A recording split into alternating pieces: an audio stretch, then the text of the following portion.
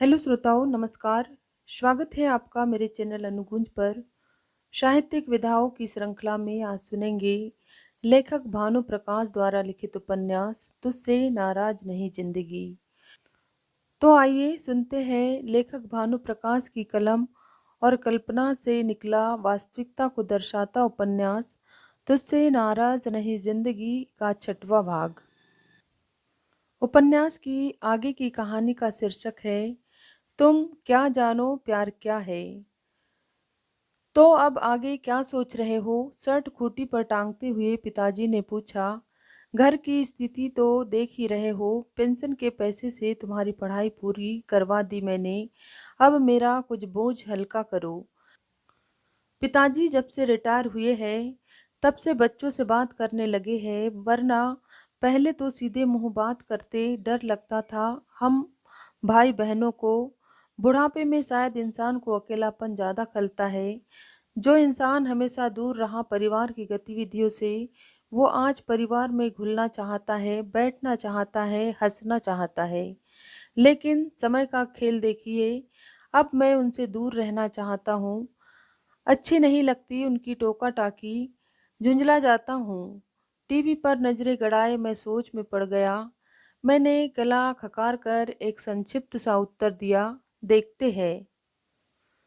जब तक इंसान पढ़ाई करता है तब तक उसके पास एक बहाना रहता है कि अभी तो पढ़ाई कर रहे हैं, लेकिन पढ़ाई खत्म होते ही इस प्रश्न क्या कर रहे हो का उत्तर देना मुश्किल हो जाता है। मैंने एक नया बहाना निकाला, अभी तो आर्थिक मंदी का दौर चल रहा है, कहीं जॉब नहीं है। कुछ हद तक ये सत्य भी था। कोई कंपनी नहीं आई प्लेसमेंट के लिए। कुछ लड़के बेंगलुरु चले गए बोरिया बिस्तर बांधकर, तो कुछ दिल्ली, जिसका कोई नहीं उसकी दिल्ली। कुछ लड़के पैरवी पहुंच के दम पर इधर उधर सेट हो गए, तो कुछ लड़के सरकारी नौकरी की तैयारी में लग गए। मैं भी इसी अंतिम ग्रुप का हिस्सा था, लेकिन अंतर ये था कि जहां अन्य लड़के नियमतः इंजीनियरिंग सर्विसेज की तैयारी कर रहे थे, मैं एक साथ 4 नावों की सवारी कर रहा था। कोई स्पष्ट लक्ष्य नहीं, बस किस्मत जहां ले जाए। लेकिन किस्मत ने शायद कुछ और सोच रखा था मेरे लिए। उस दिन जब मैं अपने ख्यालों में डूबा कुछ सोच रहा था, तभी माँ ने कुछ फोटो सरका दी थी मेरे आगे। ये देखो, मैं बोकारो गई थी ना, वहाँ की कुछ तस्वीरें हैं। मैं आधे मन से फोटो देखता जाता और माँ उन फोटो के बारे में बताती जाती। ये बालापुरी का है, तुम्हारे मामा और मामी गए थे इस साल फरवरी में। ये नंदन जहाँ काम करता है उसके ऑफिस का है। हाँ, खूब मोटा हो गया है, अच्छा पैसा कमा रहा है, 20,000 सैलरी है और कंपनी का गाड़ी और घर भी मिला है। हे ईश्वर, अब और मत जलाओ। नंदन मुझसे बहुत छोटा है उम्र में, और ठाट देखिए इसके। ये हम लोग गए थे घूमने, वहाँ का है। सबसे आखिर में एक लड़की की तस्वीर थी, हाथ में डायरी लिए, किसी स्टूडियो की फोटो थी शायद। मैंने जानना चाहा। तुम्हारी मामी ने दी है, उनकी बहन की लड़की है। मैं इतना भी बेवकूफ़ नहीं था कि उनके इरादे न समझ सकूं, लेकिन खुद को अनजान दिखाना चाहता था। वैसे भी कोई लड़की जब स्टूडियो में पूरी तैयार होकर फोटो खिंचवाए तो उसका मकसद एक ही होता है। मैंने उस फोटो को 2 सेकंड भी नहीं निहारा, क्योंकि माँ के सामने किसी लड़की की फ़ोटो देखना एकदम अजीब अनुभव था। मैंने उसे भी सभी फ़ोटो के साथ चुपचाप रख दिया। माँ ने खामोशी तोड़ी। मामी तुम्हारे पीछे पड़ गई है, उनकी बहन को इंजीनियर दामाद चाहिए। इंजीनियर, मैं नफरत करता हूँ इस शब्द से। लेकिन माँ, आपको तो मालूम है कि मेरी क्या परिस्थिति है अभी। अभी नहीं, जब तुम सेट हो जाओगे तभी होगी शादी। अभी केवल 6 का सगाई होगा, शादी 6 महीना साल भर बाद, ठीक है। शाम को एकांत पाते ही मेरे जासूसी दिमाग ने खोजबीन शुरू की। कहाँ रखी होगी माँ ने तस्वीर? शायद बक्से में, या उनके निजी बैग में, या अलमारी में। आखिरकार मुझे मिल ही गया मेरा खजाना। अलमारी के एक डायरी में रखी वो तस्वीर लेकर चुपचाप अपने कमरे में चला गया। सिर से पांव तक त्रुटिहीन। क्या लंबाई है, क्या बाल है, पतली कमर, हाथों की पतली लंबी उंगलियां, तीखे नए नक्श, चिकने गोरे हाथ। मैंने खुद को शाबाशी दी। यू आर लक्की प्रकाश। अब ये दैनिक कार्यक्रम बन गया था मेरा, पढ़ाई करना और मौका पाते ही तस्वीर देखना और फिर वापस उसी जगह पर रख देना। एक ही तस्वीर को बार बार देखना, पता नहीं हर बार एक नयापन सा लगता था। अब तो उसके ही चर्चे सुनना अच्छा लगता था। माँ जब किसी को उसकी तस्वीर दिखाती तो मैं छुपकर सुनता। मेरे कान उसकी तारीफ सुनने के लिए बेताब रहते। जब कोई ये कहता कि थोड़ी दुबली है या इसकी आंखें छोटी है, तो मैं चाहता कि उसे एक थप्पड़ दूं और कहूँ, ठीक से देख अंधा कहीं का। मेरा पहला साक्षात्कार किसी कंपनी में नहीं हुआ, बल्कि मेरे घर पर हुआ। मेरे भाभी ससुर देखने तो आए थे मुझे, लेकिन देख रहे थे खिड़की के बाहर। उनके पुत्र भी कम शर्मीले नहीं थे। जमीन में गड़ी नज़र ऊपर उठी ही नहीं।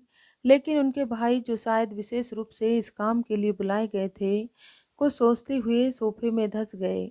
बिना किसी औपचारिकता के उन्होंने जो पहला प्रश्न किया वो इस प्रकार था, अंग्रेजी में, वर्तमान समय में इलेक्ट्रॉनिक्स इंजीनियरिंग का क्या स्कोप है? कोई स्कोप नहीं है, कृपया कुछ और पूछे। टूटी फूटी अंग्रेजी में मैंने जवाब दिया, अभी इलेक्ट्रॉनिक्स का डिमांड थोड़ा कम हो गया है, लेकिन एनटीपीसी, बीएसएनएल और रेलवे में सेक्शन इंजीनियर का फॉर्म भरा है मैंने। प्राइवेट कंपनी में ट्राई नहीं किया? प्राइवेट में मैं नहीं करना चाहता, अगर कहीं नहीं हुआ तो देखा जाएगा। लेकिन मैंने सुना है कि प्राइवेट में ज़्यादा पैसा है। फिर मेरे पिताजी की ओर मुखातिब हुए, आप यकीन नहीं करेंगे भाई साहब, आजकल कंप्यूटर और इलेक्ट्रॉनिक्स वालों को 35-40 लाख का पैकेज मिल रहा है। मेरे ही साला का एक बेटा है, देखिए, अगले महीने अमेरिका जा रहा है। 3 नौकरी बदल चुका है अब तक। कहता है जब टैलेंट है तो एक जगह क्यों चिपक कर रहना। देखिए, हर किसी की अपनी योग्यता होती है, किसी एक की तुलना दूसरे से नहीं की जा सकती। धीरे से मैंने कहा, मैं तुलना नहीं कर रहा और माफ़ कीजिए अगर आपको बुरा लगा हो, लेकिन एक बात आप जान जाइए कि आजकल जो दिखता है वही बिकता है। आप पढ़ने में कितने ही तेज हो, लेकिन अगर आप व्यवहारिक नहीं हैं तो आप आगे नहीं बढ़ सकते। इतनी देर बाद लड़की के पिता ने मुंह खोला। नज़र अब भी उनकी खिड़की पर थी। लगता है बहुत कम बोलते हैं आप। पढ़ने में तो सुने हैं कि आप बहुत तेज है। बस थोड़ा सा एक्टिव बन जाइए। आजकल अंग्रेजी का ज़माना है और आपकी अंग्रेजी थोड़ी वीक है। मेहनत करना पड़ेगा। अंग्रेज चले गए, लेकिन अंग्रेजियत छोड़ गए। हिंदी बोलना क्या पिछड़ेपन की निशानी है? हिंदी जानते हुए भी अंग्रेजी में डिंग हाँकना अगर सभ्यता की निशानी है तो मैं असभ्य हूँ। लड़की का भाई, जो अब तक जमीन पर नजरें गड़ाया था, अब छत निहार रहा था और बिस्किट ऐसे तोड़ रहा था जैसे कोई एहसान कर रहा हो खाकर। इतने खराब साक्षात्कार के बाद अच्छे परिणाम की उम्मीद करना बेईमानी था। मैं धीरे धीरे इस सदमे से उबर रहा था, ये सोचकर कि जो अपना था ही नहीं उसका क्या अफसोस। लेकिन किस्मत लिखने वाले ने कुछ और सोच रखा था, शायद। काफ़ी हाँ ना के बाद आखिरकार हमारे छेका का दिन तय हो ही गया। ऐसे हमारे परिवार में पहली बार हो रहा था कि लड़का और लड़की शादी से पहले मिल रहे थे। ये भी पहली बार हो रहा था कि लड़का और लड़की एक दूसरे को अंगूठी पहनाने वाले थे। मेरे पिता जैसे परंपरावादी व्यक्ति ने समय की बदलती मांग को स्वीकार कर लिया था और हम लोग आखिरकार अंगूठी रस्म के लिए इकट्ठा हो गए। बोकारो के राम मंदिर में दोनों परिवारों का मिलन हुआ, शायद ये सोचकर कि भगवान के सानिध्य में हर काम शुभ शुभ होगा। महिलाओं के पास जहाँ भगवान जी थे खुश होने के लिए, पुरुषों के पास गप्पे थी हाँकने के लिए और स्त्रियां थी ताड़ने के लिए। लेकिन मेरे दिल और दिमाग उस पल के इंतजार में बेसब्र हो रहे थे जो आने वाला था। बस कुछ पल और, फिर मैं अपनी कल्पना को हकीकत बनते देख सकूंगा। और वो पल भी आ गया जब स्त्रियों के समूह में एक लंबी सी लड़की नारंगी साड़ी पहने, सिर झुकाए, पायल बजाते अवतरित हुई। एक खामोशी फैल गई कमरे में। मेरी नज़रें फर्श पर गड़ी थी, लेकिन ऐसा आभास हुआ कि वो भी नज़र झुकाए सवालों का इंतजार कर रही थी। बीच बीच में रुमाल से नाक पोंछ लेती थी। रो रही हो क्या? दीदी ने पूछा था। नहीं नहीं, धूप लग गया है, खूब घूमी है धूप में इसलिए नाक बह रहा है, जवाब उसकी माँ ने दिया। फिर कुछ ऐसे सवाल मेरे घर वालों ने पूछे जिनके जवाब शायद उन्हें पता थे, जैसे नाम क्या है, कहाँ तक पढ़ी हो, क्या क्या कर लेती हो, सिलाई कढ़ाई आता है, आदि आदि। मामी ने जो इस रिश्ते की मध्यस्थ थी ऐलान किया, देखिए इसे झूठी बड़ाई मत समझिए, लेकिन सीमा को साक्षात सरस्वती का वरदान है। सिलाई कढ़ाई जानती है, साज सज्जा गीत संगीत और तो और कंप्यूटर भी सीखी है, बात व्यवहार में कुशल है, आज्ञाकारी है। समझ लीजिए दोनों की जोड़ी एकदम बेस्ट जोड़ी है। छोटू जी मेरा घरेलू नाम, भी रूप गुण हर चीज से संपन्न है, पढ़ने में तेज है, तो आज नहीं तो कल नौकरी का भी उपाय हो ही जाएगा। अब आगे भगवान की मर्जी होगी तो सब बढ़िया से हो जाएगा। हाथ में अंगूठी लिए दोनों इस दुविधा में खड़े थे कि पहले कौन पहनाएगा। पीछे लजा क्यों रहे हो, पहनाओ पहनाओ की आवाज़ सुनकर मैंने अपना हाथ बढ़ाया। उसने अपने दाएं हाथ की अंगुली आगे कर दी। बाएं हाथ की अंगुली में पहनाते हैं ना, झिझक दूर करने की कोशिश थी मेरी। औरतें हंसी, बहुत अनुभवी बाढ़न पंडित जी, ऐसन लागत। मेहंदी लगी उन सुंदर उंगलियों को छूकर एक करंट सा लगा मेरे हाथ में। खुद को संयत करते हुए झट से मैं पीछे हट गया। उसने मेरी उंगली को बिना पकड़े इस तरह अंगूठी ठूस दी जैसे सिर का कोई बोझ उतार रही हो। उसके बाद वही फोटो खींचने वाला कार्यक्रम। फोटो खींचने और खिंचवाने दोनों से हमेशा एलर्जी रही है मुझे, लेकिन आज तो कोई बहाना नहीं चलेगा। ऐसे नहीं ऐसे, थोड़ा सा स्माइल, थोड़ा और नज़दीक आइए आप लोग। अरे इतना शर्मा क्यों रहे हैं आप लोग, हल्का तिरछा, एक बैठ कर हो जाए। हाँ हाँ, सब कोई साथ में आइए, ग्रुप फोटो। लड़कों के पास नया नया मोबाइल है, हाई रिजोल्यूशन वाला, सभी फोटोग्राफर बने हुए हैं। भैया आप सीधे तनकर खड़े हो जाइए, इतना विनम्र क्यों बन रहे हैं। या अल्लाह, ये सार्वजनिक बेइज्जती। गर्मी की एक सुस्त अलसाई दोपहर में सीने पर किताब रखे लेटा एक युवक, नजरें छत के किसी अज्ञात लक्ष्य पर टिकी हुई, दिमाग उन पलों को याद करते हुए जो 2 दिन पूर्व उसने गुजारे थे। वो क्षणिक स्पर्श हथेलियों का, नजरों का उलझ जाना एक पल के लिए, वो खुशबू साड़ी और केशों की, बार बार जुल्फों को कान पर चढ़ाना। फोन की घंटी से मेरी तंद्रा भंग हुई। देखा तो विशाल था, मेरा ममेरा भाई। का हो रहा है छोटू भैया, उसने पूछा। कुछ नहीं, बस ऐसे ही पढ़ाई कर रहा था। अरे कितना पढ़िएगा महाराज, थोड़ा चैन लेने दीजिए किताब सबको। पढ़ नहीं रहे हैं, सिर्फ किताब खुला है, आजकल पढ़ने में मन नहीं लगता है। कहिए तो मन लगाने वाला भेज दे। क्या मतलब? आप हाँ तो कहिए। मैं कुछ समझ नहीं पा रहा हूँ। उसके बाद जो आवाज़ मेरे कानों में आई वो एक लड़की की आवाज़ थी। घबराहट में मेरी आवाज़ लड़खड़ा गई। कौन? आप कौन? इतनी जल्दी भूल गए? 2 दिन पहले ही अंगूठी पहनाया था, आज भूल गए? ओह, आप? नहीं, भूले नहीं है, बस विश्वास नहीं हो रहा है कि आप हैं। क्यों, और भी लड़कियों के फ़ोन आते हैं क्या? गजब का आत्मविश्वास था उसकी आवाज़ में। बेचैन हृदय की मुश्किल कम नहीं हुई और बढ़ गई। अब तक तो सिर्फ आँख, नाक और त्वचा ने उसकी खूबसूरती को समझा था, अब कान भी उसका प्रशंसक बन गया। ये क्या किया तुमने प्रिय, एक प्यासे की प्यास और बढ़ा दी, थोड़ा सा मधुपान कराकर। क्या मैं फिर वो आवाज़ सुन सकूंगा? शायद नहीं। एक लड़की का विवाह पूर्व बातचीत करना अच्छा नहीं माना जाता। उसने सिर्फ मेरी आवाज़ सुनने के लिए फ़ोन किया होगा, या फिर ये देखने के लिए कि मैं कैसे बात करता हूँ। लगता नहीं कि वो दोबारा फ़ोन करेगी। लेकिन गलत था मेरा अनुमान। दूसरे दिन शाम को एक नए नंबर से कॉल आया और इस बार लंबी बातचीत हुई हमारे बीच। लड़की से बात करना एकदम नया अनुभव था मेरे लिए। कॉलेज में कई लड़कों को देखा था घंटों फ़ोन पर बतियाते हुए, तब मैं कहा करता था, क्या ये लोग बोर नहीं हो जाते बात करते हुए?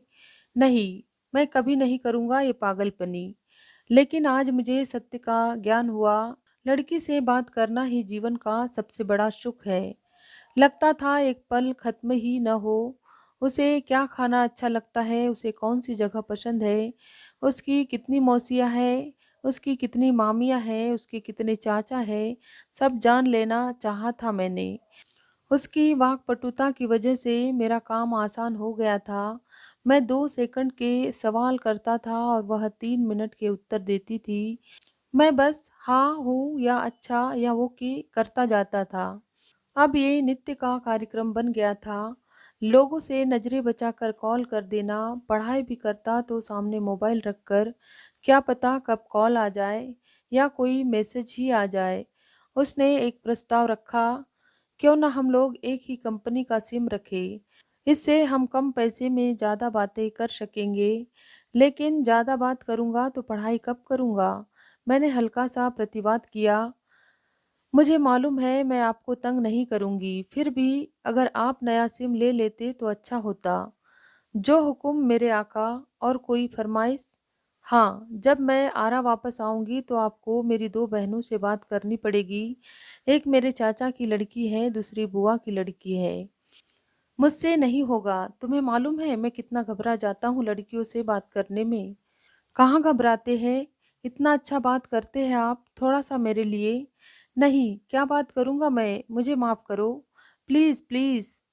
इतनी जिद के बाद तो भगवान भी मान जाते हैं, मैं माना तो क्या माना। हाय जीजाजी, मैं मंजू।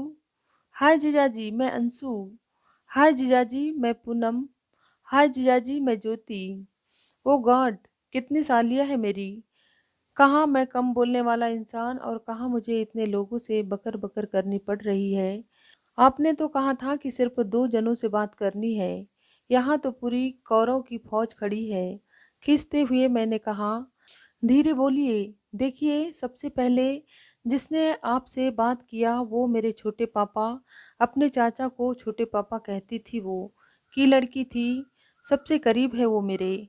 उसके बाद जिसने आपसे बात किया वो मेरे बुआ की लड़की थी। मालूम है मेरी बुआ भी यहीं रहती है, थोड़ी दूरी पर। और छोटे पापा भी यही कोई 2 किलोमीटर की दूरी पर रहते हैं।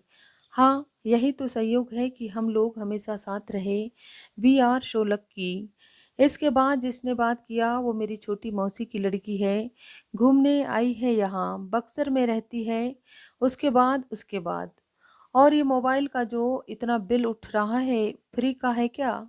हाँ, फ्री का है। पता है, 99 का पैक भराया है मैंने।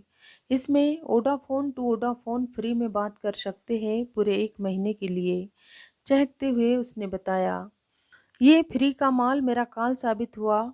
और ज़्यादा बातें होने लगी, बस रात का इंतज़ार, खाना खाकर अपने बेड पर जाना, लेटकर फ़ोन का इंतज़ार करना, चादर में मुँह छिपाकर धीरे-धीरे घंटों बातें करना। रात की शांति में जब पूरा आस-पड़ोस नींद के आगोश में हो, जब खामोशियाँ भी शोर करने लगे, इतनी नीरवता हो, ऐसे में एक लड़की से निश्चिंतता से बात करना मदहोश कर देता था वो पल। एक पल के लिए लगता जैसे वो मेरे एकदम करीब हो और उसकी गर्म सांसें मेरे गालों को सहला रही है। शरीर को ऐंठते हुए एक अंगड़ाई ली उसने। जानू, दर्द हो रहा है पीठ में, दवा दोगे? लड़खड़ाती आवाज़ मेरे कानों से टकराई, धक से कर गया मेरा दिल। इसके लिए मुझे तुम्हारे पास आना पड़ेगा, तो आ जाओ ना। आज आपकी बहुत ज़रूरत महसूस हो रही है। तुम्हारे चादर में आ जाऊँ? मैंने पूछा। Phone cut.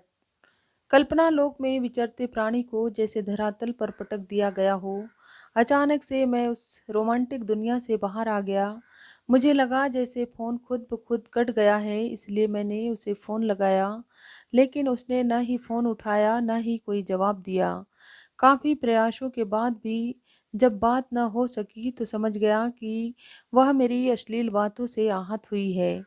अगले दिन सुबह उसका एक मैसेज आया, आप सभी लड़के एक जैसे होते हैं, गंदे। I hate you. आश्चर्य है, शुरुआत उसने की और इल्ज़ाम मुझ पर लगा रही है। खैर, मैंने अपनी सीमाएं तय की, गंदी बातें अब और नहीं। पिताजी आजकल नाराज से रहते थे मुझसे। मुंह फुलाए भवे टेढ़ी किए जब मेरी ओर ताकते तो डर सा लगता। कहते तो वे कुछ नहीं थे, लेकिन मुझे ऐसा लगा शायद वो कुछ मन में दबाए हुए है। शायद मेरी प्रेम कहानी का आभास हो गया था उन्हें। उनकी चुप्पी कहीं ज्वालामुखी बनकर न फट जाए। और एक रात ये अनिष्ट हो भी गया। रात को बाथरूम से लौटते वक्त उन्हें मेरे कमरे से घुसर-पुसर सुनाई दी। बस किसी जिन की तरह अचानक मेरे बेड के सामने अवतरित होकर जो जुबानी अस्त्र चलाना शुरू किया कि मेरे कान सुन्न हो गए। पगला गया है तुम? ये रात के 12 बजे किससे बात कर रहा था? एकदम दीवाना हो गया है ये लड़का। कई दिन से देख रहे हैं, रात भर भुनुर-भुनुर। उनकी आवाज़ शायद फ़ोन की दूसरी ओर चली गई थी, इसलिए सीमा ने फ़ोन काट दिया था। लेकिन पिताजी का भाषण अभी खत्म नहीं हुआ था। उनकी आवाज़ से घर के अन्य सदस्य भी जग गए थे, इसलिए पिताजी और उग्र होकर प्रहार करने लगे। घर में आज तक कोई इतना आवारा नहीं हुआ जितना ये लड़का हो गया है। एकदम निर्लज्ज होकर रात रात भर बात करता है। भविष्य का चिंता है इसको। इतना दिन हो गया है पढ़ाई पूरी किए हुए, कोई ठौर ठिकाना नहीं मिला अब तक। न पढ़ाई ही मन से करता है, न ही काम में मन लगता है इसको। बस इसको लग रहा है कि यही जिंदगी है, खाना पीना और मौज करना। कब तक चलेगा ऐसे? ये अपना जिंदगी तो बर्बाद कर ही रहा है, सामने वाले का जिंदगी भी खराब कर रहा है। मैं चुपचाप उठा और दूसरे रूम में आकर औंधे लेट गया। अंदर क्रोध की अग्नि धधक रही थी, लेकिन चुप रह जाना मेरी मजबूरी थी। दूसरे रूम से अब भी पिताजी की आवाज़ रह रह कर आ रही थी, जो माता के हस्तक्षेप के बाद थोड़ी मध्यम हो गई थी। दूसरे दिन माँ की उपस्थिति में भाभी ने मेरा समर्थन किया। पिताजी कुछ ज़्यादा ही बोल गए कल। जवान लड़का से कैसी बात करनी चाहिए ये भी नहीं सोचे। हमको अपमानी जैसा महसूस हो रहा था। माँ बोली, हाँ थोड़े तुनक मिजाजी है, लेकिन बात सही करते हैं। धीरे से मैंने अपना पक्ष रखा। कौन क्या सोचता है ये उसकी मर्जी, लेकिन मैं जानता हूँ कि मैं कुछ गलत नहीं कर रहा। आज नहीं तो कल मेरी शादी होने वाली है उससे। मैं किसी की ज़िंदगी से खिलवाड़ नहीं कर रहा हूँ। भाभी मेरी बातों से सहमत थी। और क्या, आजकल तो हर कोई बात करता है शादी से पहले। आप तो फिर भी बहुत संयम से रहते हैं। कई लोग तो मिल भी लेते हैं शादी से पहले। एक तरह से ये अच्छा ही है, एक दूसरे को जानने समझने के लिए। माँ ने कुछ कहा तो नहीं, किंतु पिताजी तक ये संदेश जरूर पहुंचा दिया था। उनका पुत्र अब हाथों से निकल चुका है, अपने प्रेम और विवाह की बातें करता है। उसे टोकना अब ठीक नहीं। कैसा रहा एग्जाम? बीएसएनएल का था ना? उत्साह भरे लहजे में पूछा उसने। एकदम खराब। कोई उम्मीद नहीं है। मैंने उसके उत्साह पर ठंडा पानी फेर दिया। कोई बात नहीं। सफ़र कैसा रहा? दोस्त के यहाँ रुके हैं? मैं तुमसे एक बात कहना चाहता हूँ सीमा। तुम मुझे भूल जाओ। तुम इस रिश्ते के लिए मना कर दो। क्या फालतू बात कर रहे हैं आप? क्यों? किस लिए? अब क्या समझाऊँ तुम्हें? कभी कभी लगता है कि नौकरी शायद नहीं मिलेगी मुझे। कितनी उम्मीदें हैं तुम्हारे घर वालों को मुझसे। डर लगता है मैं इन उम्मीदों पर खरा उतर पाऊंगा या नहीं। उम्मीदों के बोझ तले दबकर मैं घुटा सा महसूस करता हूँ। स्वतंत्र होकर जीना चाहता हूँ मैं। जान, मैंने आपसे प्यार किया है सच्चे मन से। और मेरे प्यार को इतना तुच्छ मत समझिए। बहुत शक्ति होता है प्यार में। लेकिन आप क्या जानो, आपने तो शायद कभी प्यार किया भी नहीं है। किया होता तो इस तरह अपने से दूर करने की बात नहीं करते। कभी ये नहीं सोचते कि मुझ पे क्या बीतती है इन बातों को सुनकर। इस तरह अगर आप ही कमज़ोर पड़ जाओगे तो मेरा क्या होगा? आप ही मेरी हिम्मत हो। तुमने कमज़ोर कंधों को अपना सहारा चुना है। अब भी वक्त है, इससे पहले कि बहुत देर हो जाए। हमें अपने रास्ते अलग कर लेने चाहिए। दूसरी तरफ से सुबकने की आवाज़ सुनाई देती है। तुम रो रही हो सीमा? प्लीज़ रो मत। सॉरी, माफ़ करो। आप समझते क्या है अपने आप को? जब जी चाहा रुला दिया, जब जी चाहा हंसा दिया। कोई गुड़िया हूँ मैं? अरे प्यार करते हो तो निभाना भी सीखो। डरपोक कहीं के। नहीं, बस मैं ये। चुप, एकदम चुप। दूंगी एक खींचकर ज़्यादा बोलोगे तो। चप्पल से या थप्पड़ से? अपने होठों से। कहाँ? आपके सिर पर। ज़्यादा दिमाग लगाने की ज़रूरत नहीं है। और फ़ोन रखिए अब, मेरे पास समय नहीं है बकवास सुनने का। ज़्यादा बात मतलब ज़्यादा विवाद, लेकिन ये विवाद सिर्फ एक नोक-झोंक थी, कोई वास्तविक लड़ाई नहीं। झूठ-मूठ का रूठना, मनाना, इतराना, भाव खाना। धीरे-धीरे समय के साथ हमारे संबंधों में एक मजबूती आती गई। किसी रिश्ते की मजबूती इस बात से ज़ाहिर नहीं होती कि दोनों के बीच कितनी कम लड़ाई होती है। वाद-विवाद रिश्ते को प्रगाढ़ता प्रदान करते हैं। जिस पर हम अपना हक समझते हैं, उससे हक से लड़ते भी हैं। धीरे-धीरे वह मेरी ज़िंदगी और परिवार का अभिन्न हिस्सा बन गई। महत्वपूर्ण मसलों पर उससे सलाह ली जाने लगी। ये आश्चर्यजनक किंतु सत्य है कि माँ भी अब उससे सलाह लेने लगी। कौन-सी पूजा में कौन-सा नियम करना है, कौन-सा व्रत कब पड़ रहा है, क्या वर्जित है, क्या आवश्यक है, सब मालूम था उसे। मैंने भी उसकी सलाह मानकर दिल्ली जाने का निश्चय कर लिया। उसे लगता था कि मैं बाहर निकलूँगा तभी ज़्यादा संभावनाएँ खुलेगी। सही थी वह। आखिर कब तक मैं कोडरमा के एक छोटे से गाँव में बैठा रहता। भगवान भी उनकी ही मदद करते हैं जो खुद अपनी मदद करते हैं। अंततः मैंने अपने अंदर के डर और घबराहट को निकालकर टिकट बनाने का निश्चय कर लिया। बिहार और झारखंड के बाहर यह मेरी पहली यात्रा थी। चलो, दिल्ली जाना अब तय हुआ, टिकट बनवा लिए हैं। अच्छा, कब जाना है? अगले महीने की 15 तारीख को। उससे पहले का टिकट नहीं मिल रहा था। मिल नहीं रहा था या आपने लिया नहीं? क्या मतलब? आश्चर्य व्यक्त किया मैंने।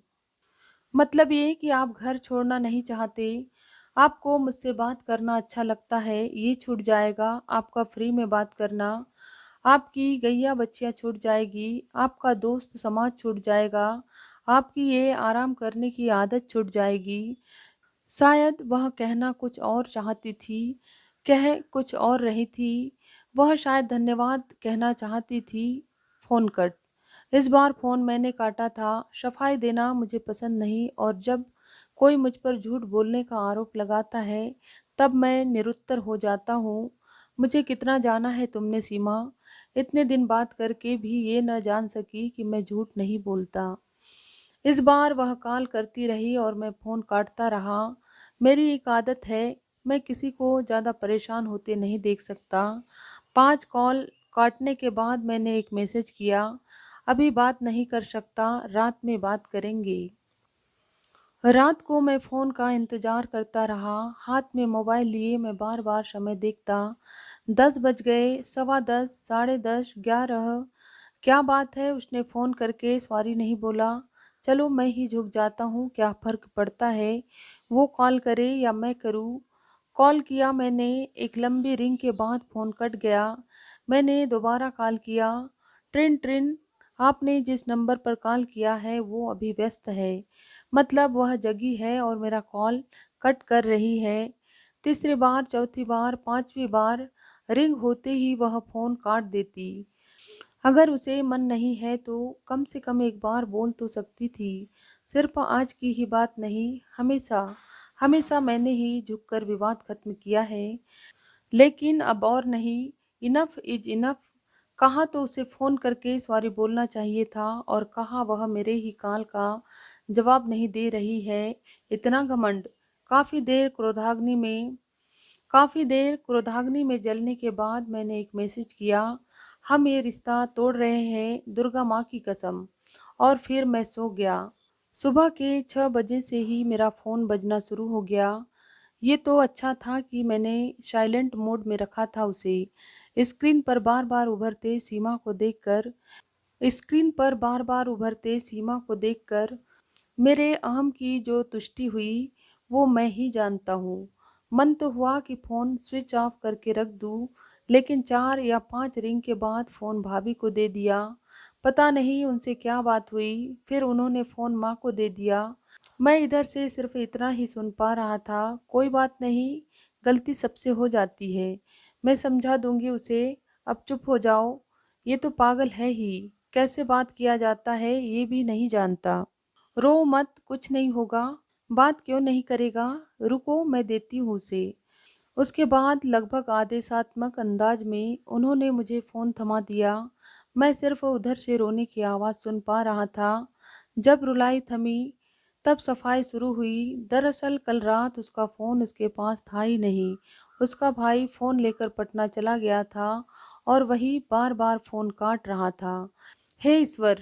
इतनी परेशान ज़िंदगी में इतनी गलतफ़हमी, कुछ तो रहम करो। धन्यवाद श्रोताओं। तो ये था तुझसे नाराज़ नहीं उपन्यास का 6वां भाग। उपन्यास में आगे की कहानी सुनने के लिए मेरे चैनल अनुगूंज को ज़रूर सब्सक्राइब करें, लाइक करें और अपने मित्रों को भी शेयर करें। Thank you.